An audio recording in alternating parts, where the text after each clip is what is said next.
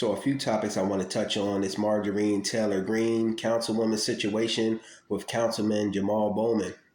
So I seen some kind of video where they had some discrepancy based upon their political views and ideologies. But you know me, I'm for neither party until the needs of black people are met.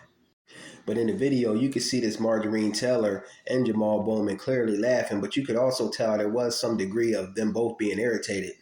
So the next day or so, she gave a press release saying she felt threatened. You could tell there was a little bit of a disagreement, but it was all in good nature. She also went on to say that Brother Bowman was yelling, shouting, raising his voice, and had aggressive physical mannerisms towards her, and she felt threatened by him. I don't know much about this Marjorie Taylor Greene, but to my standpoint, she does have some racial views and standpoints about her. Also, from a historic standpoint, this is just what white women do: lie and trump up things on black men to get them in trouble. She was creating that historical stereotype that they love to place black men in as being loud and aggressive and dealing off emotions. And Marjorie Taylor Greene also states that this Councilman Bowman on a few occasions called her a white supremacist, and this is equivalent to someone calling a black person the N-word. I fully disagree on that, because historically the N-word was used to dehumanize and strip our people of dignity under oppression in the most hostile of situations.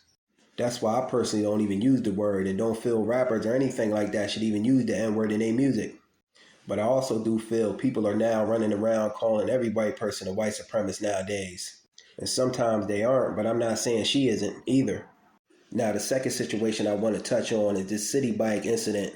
I believe it was in New York with Sarah Jane Comrie, in which she and the young brother claimed that the bike was theirs. But according to newly updated information, according to her attorney, she had receipts for this bike. I feel this situation could have probably been handled better between both parties involved, the young brother and this Sarah Jane Comrie. But what I don't agree with this Sarah Jane Comrie on is screaming, yelling for help like somebody was trying to rob her, kill her, or do bodily harm to her. This again is perpetuating that negative, hostile environment for black people to be harmed and hurt in.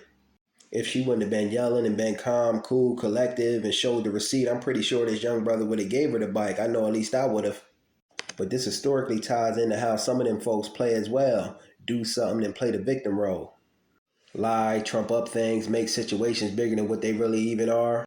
But apparently she was a nurse and has been let go on leave pending an investigation by the hospital. But I'm also hearing conflicting stories as to whether she had a receipt for the bike or didn't have a receipt for the bike. But I just thought both stories were interesting and tie into old historical narratives, and I wanted to share. Peace.